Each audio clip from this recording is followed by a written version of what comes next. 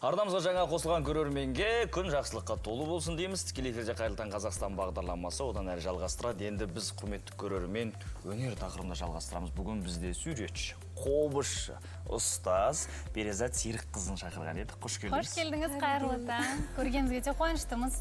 Енді Перизат айтыңызшы, қалай негізі суретшісіз, бірақ қобызда профессионалды деңгейде ойнайсыз? Ол негізі менің ата-анамның үлесі деп айтсам болады. Өйткені олар кісілер мені кішкентай кезімнен бері осы өнерде жақын болсын, сахнада болсын деп музыка мектебіне берген. Екінші Глиер атындағы музыка мектебін тәмамдадым. Бірақ ата-анам екеуі де суретші. Есімдері кім? Қазір сәлем жолдап. Гүлнар Сүйінбаева мен Тайынов Серік. Гүлнар ханым, Серік мырза, қайырлы таң, күн жақсылыққа толы болсын. Кішкентай кезімізден армандадық. Баланың арманы ғой, әрбір ата-ананың бір жетістікке жетсе деп. Анам мен әке суретші дедіңіз. Иә. Қобыз, домбыра, ол қосымша. Өзім үшін, иә. Өзіңіз үшін. Иә. Негізі ары қарата сол консерваторияны оқимын ба деп ойладым, бірақ сахна кішкене мен үшін болмай қалды. Неге? Маған андай кішкене жасырын сондай өмір сүрген ұнайды екен. Иә, сахнаны онша. Бірақ енді жалпы өнерлі болу, сахнада өнер көрсетумен танымалдылық бұл егіз ұғым деп айтсақ та болады. Бірге жүретін. Иә, бірақ енді суретшілер көбінесе өзінің туындыларымен таныс болады ғой. Артистер мысалы сахнада жүру керек, өз-өзін көрсету керек. Мен үшін ол кішкене басқа дүние болып кетті. Мен сондай кішкене интроверт шығармын. Неге қойынды? Ішкі бір қалғалма әртүрлі болады. Қобыз сондай өзіңіз үшін болып тұр ғой, өнердің барлығы. Оқығанның барлығы зая кетті деп айтпайсыз ба? Иә, негізі менің ойымша біздің ата-бабаларымыздың бәрі қолөнер, музыкаға жақын болған. Соны мысалы қазіргі мен кішкентай балаларға сабақ беремін суретте. Менің ойымша балаларды, адамдарды кішкентай кезден бері осы өнердің көзін ашып жіберсе, ары қарата қоғамымызда бәрі. Ал енді ұстаз ретінде айтыңыз, бірінші ашу үшін баламен қалай бастау керек өнерде, қалай қызықтыру керек? Баланың жаны өте нәзік болады ғой. Сондықтан оған тиянақтылықпен қарау керек. Оған сезімталдылықпен қарау керек. Сол кезде олар еркелеп, сөйтіп оянады ішкі жандары. Ал мысалы көрейік, кішкентай бала қобызды қалай қызықтырамыз?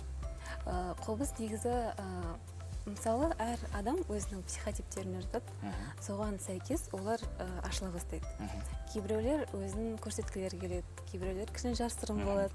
Соны жан-жақты бала 5 жасқа шейін соның бәрін айқын көрсетіп тұрады. Сол кезден бері кішкене байқап алсаңыздар, сол кезде табиғатына қарай аспапты тауып жіберсеңіз де, ақырын ғана кілтпен бұрып жүрсең шығады кетті. Әрине. Амма қобыздың өзі бір ерекше аспап қой, ұстап көрсек бола ма? Қобызды ойнағанда қателеспесем, саусақтың тырнақтың сыртымен ойнайды. Иә. Қалай ұстаймын, қалай отырам? Былай ғой, дұрыс қой? Иә, осылай. Енді? Иә. Тырнақтың сыртымен. Иә. Мұртасымен саусағым сыймай ма? Иә, дұрыс. Негізі аспаптың осы әйел адамға, ер адамға жақыны болады? Қобызды негізі мені қашанда қыздардың ойнап жатқанын көремін. Жоқ, олар да бар. Қобыз деген бұл бақсылардың инструменті болып саналатын кезінде. Ода көбінесе енді ер адамдар ойнайды. Енді әркімнің өзінің ішкі дүниесіне сәйкес, духына сәйкес дейді ғой. Солай таңдайды. Аспап таңдалады, иә, солай. Қалай істейді? Бұны негізі олай. Аттың қолынан жасалады? Иә, ортаңғы саусақты үлкен саусақты дөңгелетіп ұстау керек. Таяқшаның аты қалай айтып, таяқша деп отырмыз, енді дұрыс емес шығар, қалай айтып? Енді бұл кішкене музыкалық тілде өзгертілген қобыз болып саналады, андай қазіргі заманға сай келеді. Иә. Өйткені атам заманында айтқан қобыздар, ол қыл қобыздар, алдағы ашық болады, үлкен. Мынау оркестрге бейімделіп жасалған альт қобыз болып табылады. Альт қобыз. Бұланың нотасы қалай болады екен? Бұл негізі сызықтан асырмай. Мына жерде? Иә, солай. Мен басқа жақ ойнап отырмын. Ол кешірім сұраймын, таңда мазан кеткірдің күйін ойнамай қойын, қазір кәсіби түрде сіздерге ойнап береді. Енді қобызды айтық, суретші әлі айтайықшы. Суретші болу. Суретші болу, ол неге таңдау бірінші содан бастайықшы, неге ол пән таңдалды? Мен негізі портрет салам адамдарды. Адамдардың бейнесін салам, ол жерде мен неге екенін білмеймін, әсіресе жас қыздарды салған өте қатты ұнатамын. Жас қыздарды салған Өйткені жас әйелдердің келбеті арқылы нағыз сұлулық беріледі негізі. Мен енді сізге барып өзімнің портретімді салдырып Иә, сол бір бастағаннан кезде сол сұлулықтың ары қарата жалғастырып, соны іштен өткізіп берген әдемі негізі. Ер адамды келбеттерін салу үшін ол кезде кішкене дух дейді ғой, ішкі күшті көрсету керек. Сол енді өзім әйел болғаннан кейін табиғатыма жақын дейсіз, иә. Айтып жатады ғой, адамның көзін салу ұзаққа болып жатады дейді. Көзқарасын беру қиын болып жатады дейді, сурет ең салған кезде. бастысы ол характерін беру ғой. Сурет арқылы ма? Иә, негізі мен портретті салуға келгенім, ол атам себепші болған. Ол кісі кезінде перизат білесің ба, адамның ең қиын салынатын жері ол қай жер деп айтқан кезде мен сұрағым, ол негізі адамның көзі деп. Өйткені адамның көзі ол ішкі дүниесінің бейнесі деп, айнасы деп айтады. Негізі енді мен қарап отырмын, сіз атам үйретті деп жатсыз, әкем айтты, анам айтты деп жатсыз. Негізі біз жаңа бүгін бағдарлама басында айтқан едік, балық берме, қармақ бер деп, балаға бұл көп мұра етіп, жаңағы байлық емес, міндетті түрде оған еңбек ете алатындай мүмкіндік жасау, ақылмен қалдыру, еңбек қорлыққа үйрету. Міне сізден көріп отырмыз осының барлығының ұштасқанын, қалайша соның барлығын қазіргі кезде жүзеге асырып жүргеніңізді. Қуаныштымыз. Рахмет. Енді суретті арнайы салып сатасыз ба, әлде қалай? Негізі Инстаграм парақша арқылы сатам. Енді заказға. Қанша минутта саласыз? Бір портрет. Енді шабытпен салсам 1-2 сағатта салып тастаймын.